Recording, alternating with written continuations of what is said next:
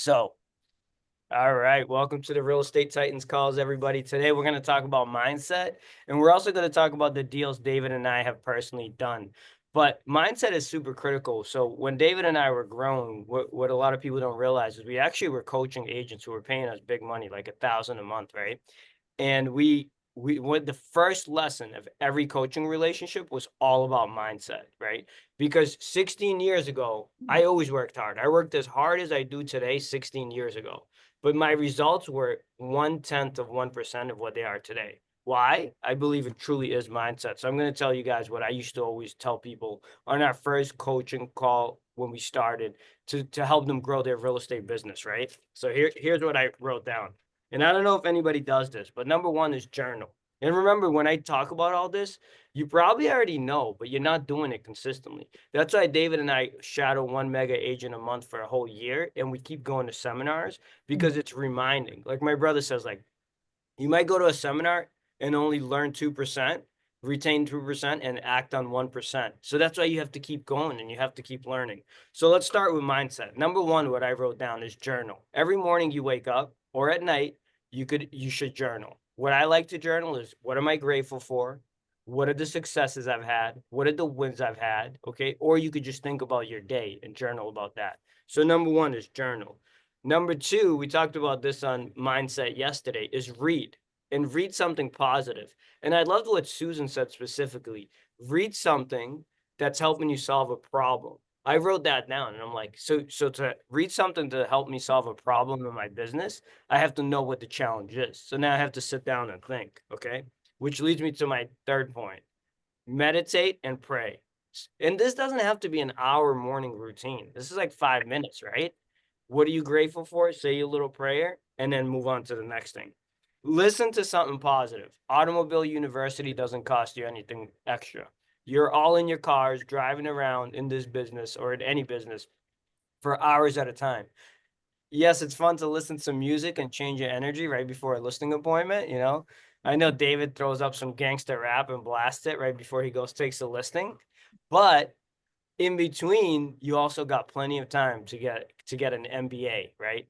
Because you could listen to all of these audios. And going back to what Susan said yesterday, listen to stuff that's helping you solve a specific problem, right? Or learn a specific thing. Like if you're like, hey, I'm gonna start flipping homes, there's 100 podcasts on flipping homes, and you just listen to them all year, you're gonna know more about flipping homes than some of these guys flipping homes. All right, and last, and this is truly what I believe, this is for myself, is exercise, because you have to feel good. And when I say exercise, you don't have to do anything crazy or go to a bodybuilding gym. It's like you could literally go outside and walk for 20 minutes in the sun every single day, and that'll Thank you, Father, for getting your girl right in the name of Jesus. amen. Amen for that.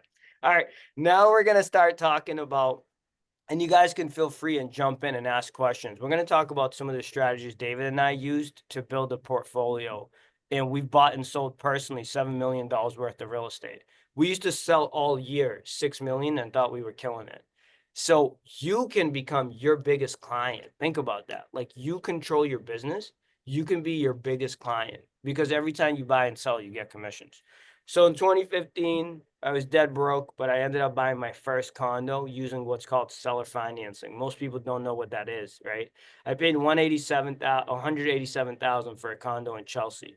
The seller couldn't sell it because it was unwarrantable. So I was like, hey, I heard about this seller financing, right? So I gave him an offer, seller financing, and this guy took it. And this is not about seller financing, so we could talk about this off the call. But I bought a condo with 5,000 down, not able to qualify for a loan because I was broke. I wasn't making money. And this guy actually sold it to me. In the next few years, I turned that condo around. And eventually around 2021, it was worth about 350, right? So I almost doubled my money. In the meantime, David's calling for sale by owners and he buys a condo in North Andover from a for sale by owner direct. All the guy kept saying, I remember it like yesterday. He's like, "Oh, as is sale, no commission." And David's like, "This place is worth 250." And the guy just wanted like 200 grand. I'm like, "Why didn't you buy it?" He's like, "All right." So David goes and buys this property for 200 grand in North Andover, a condo, right? So now David and I never owned real estate, started the business from scratch. We own two condos. Don't know what we're doing, but we own two condos that appreciated in value. And as we continue to go and learn and get educated, we ended up learning about home equity lines of credit, which as realtors, you guys know all the tools of the trade, so you know what that is. So we took HELOCs out on our properties. Plus, the business was starting to grow, so we had savings. And we went and we bought a 4 unit in North Andover. In 2021, that was our first true investment property. We spent on our first deal $1,040,000, right? But we put 20% down. It was an on MLS deal, and the property was worth like 1.2. And I remember it like yesterday, David kicking me and saying, like, because the rents were 1,700, and he was saying, hey, these rents could be 2,500. I know the area. And the realtor was not from the area, and he was like, hey, 1,700 is all you can get for rent out here. So we bought that building, a 4 family. We turned it around. And over the years, what we did is we just raised the rents and renovated, which David did most of that. And that property today is worth $1.5 million. And it generates over 10,000 a month in rental income. Now, I forget who it was. Maybe it was Mark. He always says like, what? Maybe it was Mark or Ron. Like, what are the challenges, right? Yeah, you were asking Mark, what are the challenges? Because a lot of time we go on social media and we don't tell you any of the challenges. But in that property, we had a 15-month eviction. The moment we moved in, the city, we pulled a permit for a water heater. The city made us flute all the chimneys, 14 grand, right? So things will happen and challenges will come up. But if you can persevere and solve those issues, you're going to make a lot of money because you have appreciation, the property increases in value, depreciation, which is tax benefits, cash flow, which you make money every month once you stabilize the asset, and then also debt pay down. The tenants are paying off the mortgage, so that's critical. All right. Then in 2021, I found out I was going to have a baby girl who's amazing and she's going to be a real estate entrepreneur. So I sold my condo in Chelsea. I paid off my home equity line of credit and I paid off the seller financing note that I had to the seller who still to this day doesn't know it was my first property. And he gave me a chance. I'm like, thanks, Simon, if you're watching. That was my first property. So when I sold that, I bought a single family in Billerica, a single family home from the proceeds. And then David and I ended up buying a 3 family in Medford. 950, same thing. Distressed sale. The seller owed back taxes. She couldn't move out. She couldn't buy the next property. So these are the listening years, right? David said this the other day. He was trying to get that listing for 4 years, 4 years. And the lady's not listing, like, because we weren't listening. She needed a cash offer to buy her next property. That's what she needed. That was her need. And so she could pay off the back taxes, and she needed a place to stay so she could find the next house. So listening on these listening appointments that you're going on is so critical, and it's so important. Then we started to do some flips. So we did our first flip. It was in North Andover. We bought it through an agent, actually here in this office. We bought this condo. David renovated it. It was our first project for 165, and we wanted to, make a quick 50 grand. We ended up selling it for 275, making about 80,000 in profit.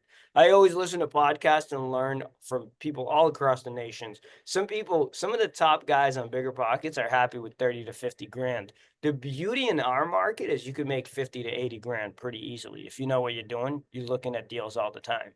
Now, the purpose of flipping these houses is to create more cash flow to buy more investment real estate. And that's what Brandon was saying earlier, right? He can make money on this flip, but if he holds it, he's going to get all of the benefits of holding the real estate.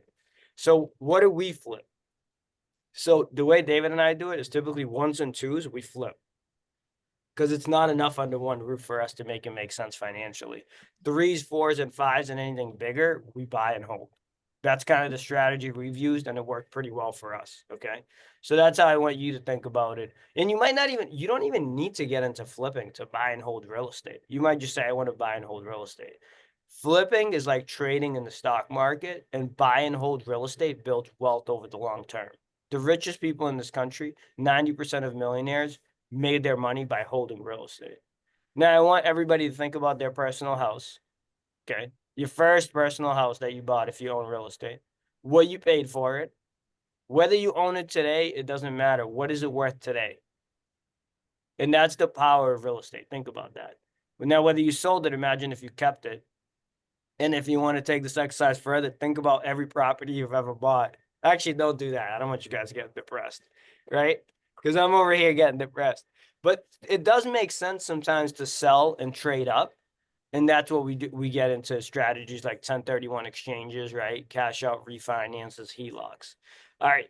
So to keep going on our journey, and then I'll open it up for questions. We then bought another condo in Drake it from a wholesaler. If you don't know what that is, that's a separate call.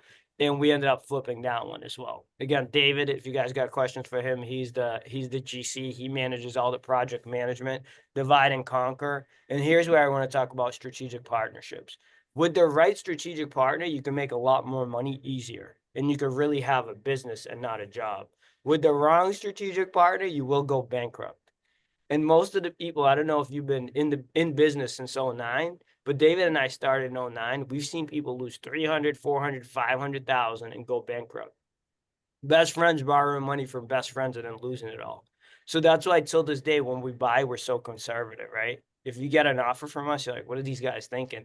Because we know that things can change. We've seen that a couple of times. 08, '09 when we started, in 2021 when we went from selling 6 million homes in this country to $4 million homes. What is the percentage drop? I don't know, but that's significant, right?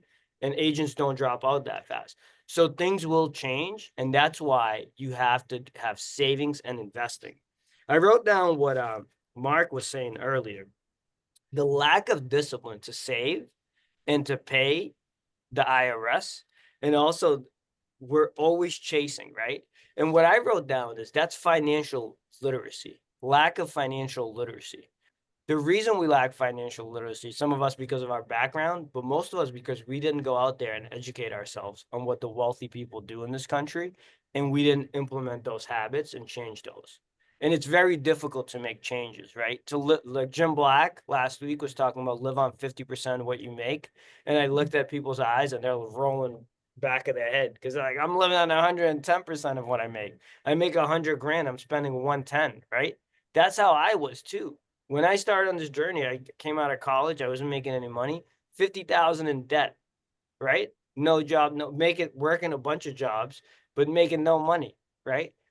It's not a it's not an issue with how much money you make, it's an issue with your mindset and your habits. It's financial literacy, right? All right. Can I So add to this? absolutely not. Not go ahead. Okay. I have this written down. I'm just kidding. I don't have it written down, but I just like to say that. So speaking to the first building that we bought is for my condo, for the 4 family, for the 3 family, for literally every house we bought, and the houses we're not talking about, which is all the ones we put offers on that we're crying today we didn't get, because we try to get them so bad. There is always a real healthy fear when we go to buy any property. As a matter of fact, we're very scared. Like, we're very scared because of how conservative we are, because we're scared to lose money. So our first building, just as one example, literally we went to go look at it. It was on the market for 1.2 million. This is the 4 family in North Andover. A lot of people probably know this building because we are always talking about it. So proud of that investment. But the first time is like, we went, looked at it. We were sitting there talking about it. Should we buy this? Should we buy this? And somebody comes in and buys it. So they took another offer, and we call them. We're like, okay, let's do this. And they go, we sold it. So obviously it's okay if you don't get the deal. It's okay if you go on your timeline, and it's okay if you go slow, because sometimes what's meant to be will be, right? So then they did a home inspection report, and they realized there was termites in like every corner of the building. There was termite damage, and the person decided to walk away. So we just said, hey, why don't you give us the home inspection report? We'll take a look at it.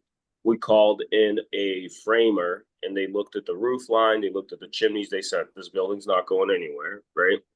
And we, with that little bit of fear, thought to ourselves, hey, let's just buy this thing. The first year, We literally lost, it was like minus $1,000 probably after all that work. The second year, we probably lost money as well.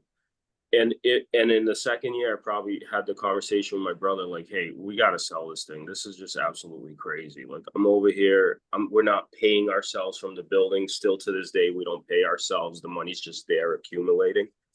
But now, 4 years later, if you ask anybody on this planet and they look at the hard numbers, which we could do a private call to dive into, you would think like, wow, of course I would do that investment. Every single time I would do that because look at the money you make, look at the security the building gives you.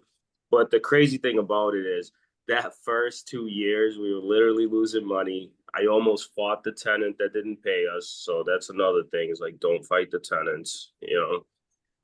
That could be a me thing, just talking to myself for a second.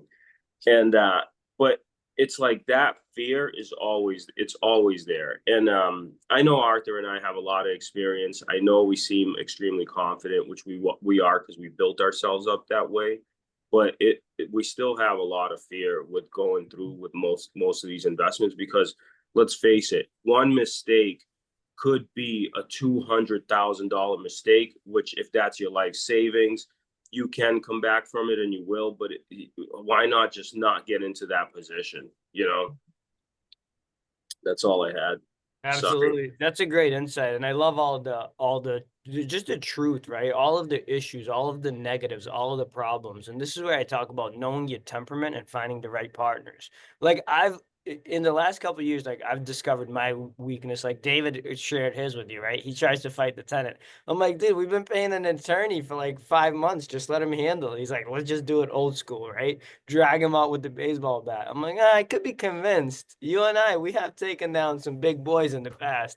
So, but you got to know what your strengths are and what your weaknesses are, is the point of the story. Because, like, I know that I love everybody. That same tenant, I'm like, oh, Dave, he's gonna catch up. He's gonna pay. Every week, he's like, every month, he's like, I'm gonna catch up. Like, I had some, and I'm like, oh, I love this guy. He's gonna pay. So, like, I know that I love everybody, and that's a weakness. So I have to have people around me that says, like, hey, that's not a great hire, and that person's probably lying to you. And I have to get better at realizing that.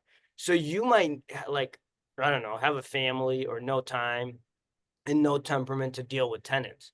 But you can still invest in real estate. You could get property management, or you could get a partner. Like we had Jeff on the call. He has 150 units in Manchester. This guy's away. People think that's a lot. He's out of the country 9 months, like for a month, because he's working remotely. But he has a partner who physically is a contractor that goes to all the deals. Like David and I technically are strategic partners.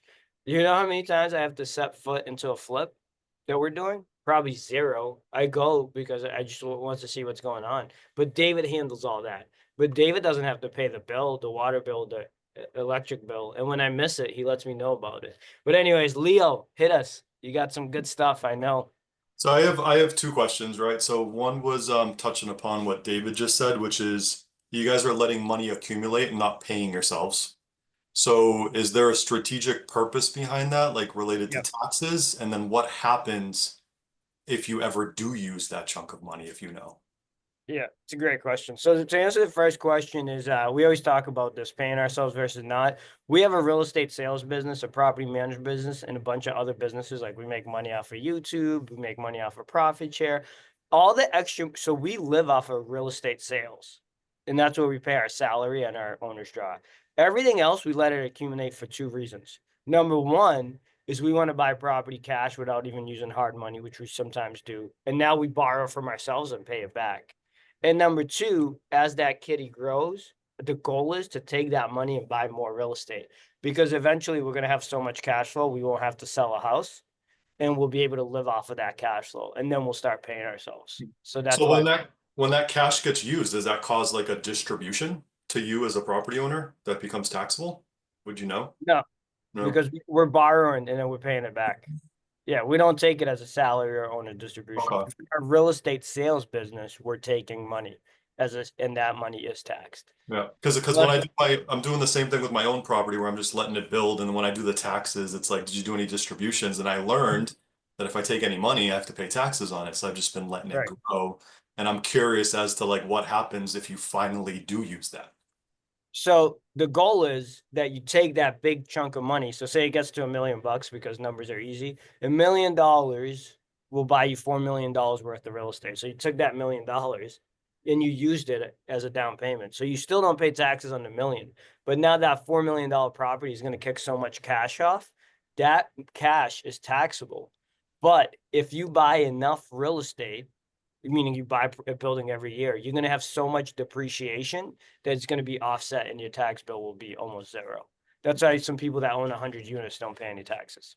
But Awesome. I'm not a tax strategist and I'm not a CPA, so Maybe we bring one in one day. But my second question is, if someone's not physically as able as someone like David, right? So like, and you want to get into either improving a property or flipping, like, do you recommend just a random GC or actually partnering with a GC that wants to get into the business? Because like we're all limited by our skill yeah. set to some extent. Yeah, 100%. So, and David will, I'll let David answer this question. He'll probably have a better answer than me. But what I would say is this, not any GC, if you partner with them, I would think that they have more skin in the game. But also a bad partnership will go sour really fast.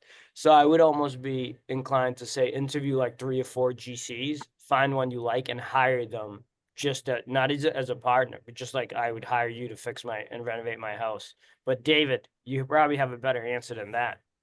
Yeah. So for the for the first one, for the money part, I think that we, when we got to saving for our initial condos for the down payments, we got to this point where we became really frugal, like not going out to eat, not buying coffees, and all that, all those thousands of dollars that we were just kind of wasting ended up being our initial down payments. So like that frugality just carried on. So now that we make way more money, I do live good. Like my son gets a new phone, he's going to France. Like I do really nice things, but at the same time, I don't spend as much as I could spend, right? I'm still living in the first condo that I ever bought, which I could be in a big single family. So like we're just carrying that frugality to the point of, man, at some point that money's going to be so stacked that we will have true financial freedom, and that's the goal. So it's like, if it takes me a year to do that, or it takes me to I'm an old man and my kid can live good, I'm okay with that. But our goal is ASAP, right? So that's the money thing, is like, just don't, if you don't have to spend it, don't spend it. If you have a wife or a husband, you got to talk to them and make sure they're on the same page. Because if not, it's going to be very hard to do by yourself, right? That's one thing. As far as the GC goes, all the properties that I've renovated now, everything from things in my house to all these other buildings, we've done gut renovations. If you look at the property that we just did in Rosendale, it's like a full gut reno. I don't think I've used the same GCs 2 times. I hate them. These guys are like, they fly off the whim. Sometimes they are good. You got to catch them when they need the money and need the job, and you got to make sure they have skills. And then what I realized is, once they get 2 jobs or 3 jobs, you're on the back burner and you're chasing them, and there is not this high level of integrity. A lot of them are good, like meaning they're willing to pick up a hammer and swing the hammer. But then, depends on how they look at you and how much money they think you make, and things change all the time. So I think what most people don't realize is, I had a friend who was a general contractor, and he's a really, really nice guy, like really polite. And he let his license lapse because he got tired of dealing with his workers. And I asked him, why is that? Like, Gil, why the hell did you stop, man? You seemed like you were making a lot of money. And he told me, like, in that business, sometimes you get into fights with these guys because of things going wrong. And just the way they operate is different. So in my mind, I just think, find yourself somebody that you can trust at the moment in time. See if you could build a relationship. And if you can't, be ready to interview other guys for different jobs. Whatever job you start with, one person, try your best to finish it with them, right? Like I had an electrician, the guy's an absolute knucklehead. and he did this job for me. I let that guy finish the job, and I was very patient in, you know, paying him early, trying to make, you know, like you keep him on the hook, like you're trying to catch a fish, you know.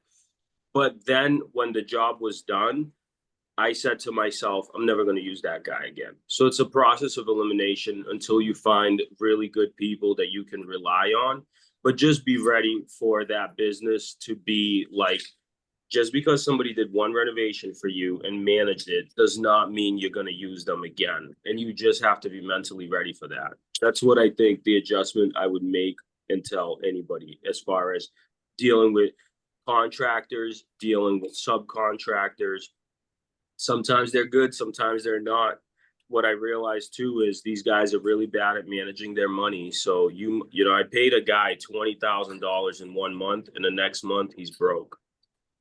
Well, who feels the effects of that if he's still working on my house? I do, because now I got a broke guy with this weird mindset trying to work on my house. So that's my mindset on it after doing the stuff I've done. It might change in the future, but I really think, you know, I had a guy, and every time, this is the last thing I'll say, I always think to myself, like, oh my God, I cannot wait to build a lifetime relationship with this guy. And then inevitably they screw it up at some point, and I just think to myself, oh my God, I can't believe this guy could have got so much work from me. It just makes no sense. So you just have to be careful. I mean, but that's the industry you're dealing with. So would you be more inclined to like interview someone's personality over taking the cheapest price offer on the job? Yes, but you know what? Everybody interviews well. Mhm. When they want that job, they call you and they text you, and it's hello, sir, hello, ma'am, and all these wonderful things. And then when things go sour, that's when the real personality comes out. So you can interview them as much as you can, but it's just like interviewing people for a job. Everybody interviews really, really well. And then the proof in the pudding comes a year later. So it's, for me personally, it's very hard to tell. Thank you guys. Yeah, thanks everybody for hopping on the call. I hope you got a lot of great info. Again, David and I did like 14 transactions personally just in the last 4 years alone, and that's over $7 million of real estate. If anybody has a flip opportunity or you want to partner in some way, typically we'll let you keep the buyer broker commission. And if we do get to a point of relisting it, you'll get the listing back as well. If you want it, not everybody wants it, so you got to listen.